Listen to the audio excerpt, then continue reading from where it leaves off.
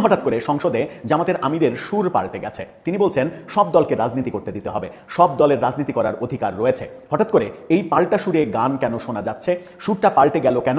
অন্য কোনো কিছু কি ঘটেছে? পোস্টের পর আমি একাধিকবার বলেছি, জামায়াত ইসলামী, হিজবুত তাহরির, হরকাতুল জিহাদ, ইসলামী ছাত্র শিবির, এই যে উগ্রবাদী মৌলবাদী জঙ্গি সংগঠনগুলো আছে, এদের প্রত্যেকটা সংগঠনের একটা স্পেশাল স্কোয়াড থাকে, একটা স্পেশাল দল থাকে যারা ডেথ স্কোয়াড হিসেবে পরিচিত, যাদেরকে বলা হয় দলের জন্য, দলের স্বার্থের জন্য যে কোনো সময় আত্মাহুতি দিতে প্রস্তুত থাকে। 70 বছরের পুরোনো রাজনৈতিক দলকে নিষিদ্ধ করলো বিএনপি। যে বিএনপির জন্ম হয়েছে ক্যান্টনমেন্টে কিংস পার্টির আদলে সেনা। আসসালামু আলাইকুম। সম্মানিত দর্শক মূল্য ভিডিওতে শুরুতে কিছু শিরোনাম দেখেছেন, দেখে বুঝতে পেরেছেন আজকে ভিডিওটি কতটুকু গুরুত্বপূর্ণ হতে যাচ্ছে। তাই না টেনে ধৈর্য সহকারে সম্পূর্ণ ভিডিওগুলো দেখবেন। চ্যানেলে নতুন হয়ে থাকলে সাবস্ক্রাইব করতে ভুলবেন না। তাহলে দর্শক আসুন গুরুত্বপূর্ণ ভিডিওটি দেখে আসি। 2025 সালে একটি আন্দোলন তৈরি করা হয়েছিল, যে আন্দোলনের পরিপ্রেক্ষিতে প্রফেসর ইউনূস সরকার আওয়ামী লীগের কার্যক্রমের উপরে নিষেধাজ্ঞা দিয়েছিল। আওয়ামী লীগ সহ তার সহযোগী সমস্ত সংগঠনের কার্যক্রমের উপরে নিষেধাজ্ঞা দিয়েছিল। যে নিষেধাজ্ঞা এখন বিভিন্নভাবে আওয়ামী লীগ নিষিদ্ধ দল, নিষিদ্ধ আওয়ামী লীগ, এভাবে গণমাধ্যমে শব্দ চয়ন হতে আমরা দেখছি। সেই সময় আন্দোলনটাকে দানা বেঁধে তোলা হয়েছিল মূলত এনসিপির নেতৃত্বে। এনসিপি যদিও তখন গঠন হয়েছে মাত্র, সেই এনসিপির নেতৃত্বে যখন আন্দোলনটা দানা বাঁধা হলো এবং সেই আন্দোলনে মূলত জামাতের সমর্থনে লোকবল সংগ্রহ করা তাদের মধ্যে সম্ভব হয়েছিল তাদের পক্ষে। তার মানে হচ্ছে যে আন্দোলনটা ছিল এনসিপি এবং জামাতের, আওয়ামী লীগ যেন নিষিদ্ধ করা হয়। এখন হঠাৎ করে সংসদে জামাতের আমিরের সুর পাল্টে গেছে। তিনি বলছেন সব দলকে রাজনীতি করতে দিতে হবে, সব দলের রাজনীতি করার অধিকার রয়েছে। হঠাৎ করে এই পাল্টা সুরে গান কেন শোনা যাচ্ছে? সুরটা পাল্টে গেল কেন? অন্য কোনো কিছু কি ঘটেছে? কিংবা এখন কি তিনি টের পাচ্ছেন যে নিজের ঘরে আগুন ধরার মতো অবস্থা হয়েছে, সেই কারণেই তার সংসদে বক্তব্য পরিবর্তন হয়ে গেছে? তাহলে আওয়ামী লীগের নিষেধাজ্ঞার কি হবে?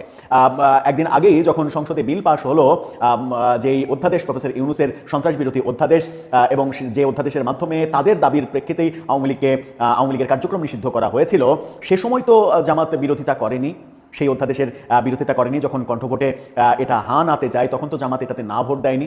জামাত তো বলেনি যে, কিংবা এনসিপি তো বলেনি যে এটা আমরা পাশ করতে চাই না। ওখানে বলা হয়েছে, স্পিকার বলেছিলেন সর্বসম্মতিক্রমে, তার মানে হচ্ছে না ভোটে একটি ভোটও না পড়ায় সর্বসম্মতিক্রমে ওই অধ্যাদেশের পক্ষে মত পড়ায় সর্বসম্মতিক্রমে অধ্যাদেশটি পাশ হলো, বিলটি পাশ হলো।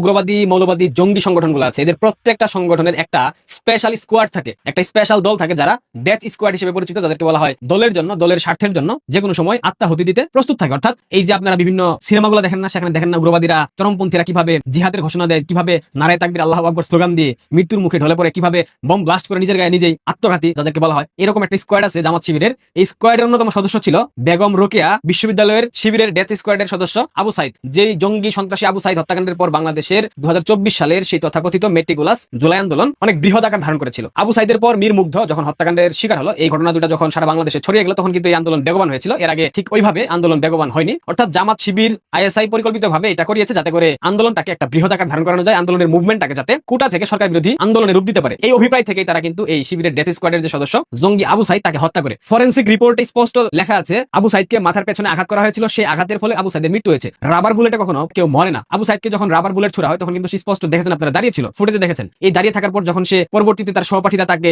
হসপিটালের উদ্দেশ্যে নিয়ে যায়, তখন তার মাথার পেছনে থেতলানো অংশ ছিল, তার মাথার পেছনে রক্ত পাওয়া গেছে। এগুলো কোত্থেকে আসলো? বুলেট দিয়ে গুলি করা হলো সামনে, ব্লাড থাকবে সামনে, তাহলে মাথার পেছনে কোত্থেকে আসলো ব্লাড? ফরেনসিক রিপোর্ট স্পষ্ট আছে আবু সাইদের মাথার পেছনে আঘাত করা হয়েছিল, যে আঘাতের কারণে আবু সাইদ মৃত্যুবরণ করেছে। শিবিরের ডেথ স্কোয়াডের একজন সদস্যকে শিবিরের নেতাকর্মীরা হসপিটালে নেওয়ার পথে কিংবা হসপিটালে নেওয়ার পূর্ব মুহূর্তে কিংবা হসপিটালে নেওয়ার পর তাকে পরিকল্পিতভাবে হত্যা করেছে, আন্দোলনটাকে ভিন্ন খাতে প্রবাহিত করার জন্য। এটা কিন্তু আমরা সবাই জেনে গেছি, বুঝে গেছি। এবং আবু সাইদ হত্যাকাণ্ডের সময় পুলিশ যে রাবার বুলেট ছুড়েছিল, তখন কিন্তু আবু সাইদ মরেনি। এইসব ঘটনা দেখার পর আপনাদের কি সন্দেহের জায়গা এখনো আছে যে আবু সাইদকে পরিকল্পিতভাবে হত্যা করা হয়েছে, মীর মুগ্ধকে পরিকল্পিতভাবে হত্যা করা হয়েছে, স্নাইপার 7.62 এগুলো তোমরা ভুলে যায়নি? বাংলাদেশের মানুষ তো সবকিছু ভুলে যায়নি, এত মস্তিষ্ক প্রতিবন্ধী না যে আমরা সবকিছু ভুলে গেছি। আজ গণমাধ্যমে দেখলাম আবু সাইদ হত্যাকাণ্ডের রায় হয়েছে বিচারের। সেই রায়ে পুলিশের একজন এসআই আমির হোসেন এবং আরেকজন কনস্টেবল সুজন চন্দ্রকে মৃত্যুদণ্ড দেওয়া হয়েছে। মৃত্যুদণ্ডের ঘোষণা শোনার পর এসআই আমির হোসেন তিনি জয় বাংলা স্লোগান দিয়েছেন আদালত চত্বরে, দেখলাম। এরপর আরো 3 জনকে যাবজ্জীবন কারাদণ্ড দেওয়া হয়েছে এবং আরো 25 জনকে বিভিন্ন মেয়াদে শাস্তি দেওয়া হয়েছে। এই রায়ের পরেও আবু সাইদের জঙ্গিবিতা সে বলতেছে এই বিচার তাদের কাছে পছন্দ হয়নি, তারা সন্তুষ্ট না এই বিচারে। মানে চিন্তা করা যায়, একজন এসআই কে, একজন কনস্টেবলকে মৃত্যুদণ্ড দেওয়া হলো, 3 জনকে যাবজ্জীবন কারাদণ্ড দেওয়া হলো, 25 জনকে বিভিন্ন মেয়াদে সাজা দেওয়া হলো। তাদের পরিবার যারা সাজাপ্রাপ্ত হলো মিথ্যা ভুয়া উদ্দেশ্য প্রণোদিত রাজনৈতিক প্রতিহিংসার শিকার হয়ে, তাদের পরিবারের মানসিক অবস্থাটা কোথায় গিয়ে ঠেকেছে? একটা জঙ্গির জন্য এত মায়া এত প্রেম, যে জঙ্গিকে এসআই আমির হোসেন হত্যাই করেনি, কনস্টেবল সুজন হত্যাই করেনি, অথচ তারপরেও তাদেরকে মৃত্যুদণ্ডের রায় দেওয়া হলো। এখন তাদের পরিবারের যে বর্তমান মানসিক অবস্থা, সেটা কি আপনারা একবারও তাদের জায়গা থেকে ভাবার চেষ্টা করেছেন? করেননি, করবেনও না। জামাত শিবির পরিকল্পিতভাবে বিএনপিকে ব্যবহার করে, অর্থাৎ তাদের স্বামী কিংবা তাদের স্ত্রীকে ব্যবহার করে এই যে রাজনৈতিক প্রতিহিংসার বাস্তবায়ন করছে, এই যে উদ্দেশ্য প্রণোদিতভাবে বিভিন্ন ধরনের অপকর্ম করেই যাচ্ছে, আর বিএনপি তাতে ছাই দিচ্ছে, এগুলার কি ফিডব্যাক কখনো আসবে না? জোয়ার ভাটার এই বঙ্গে, ষড়ঋতুর এই দেশে যে কোনো সময় আবহাওয়া পরিবর্তন হয়, হাওয়া বদল হয়, দক্ষিণা বাতাস যে কোনো সময় দিক প্রিয় দর্শক, আশা করি সম্পূর্ণ ভিডিও দেখে আসলেন। ভিডিওতে যে বিষয়গুলো দেখলেন এই বিষয় নিয়ে আপনাদের কি মতামত, অবশ্যই আপনাদের মূল্যবান মতামতগুলো কমেন্টে জানিয়ে দেবেন। এমনকি এই ধরনের আরও নিউজ পেতে অবশ্যই চ্যানেলটিকে সাবস্ক্রাইব করতে ভুলবেন না।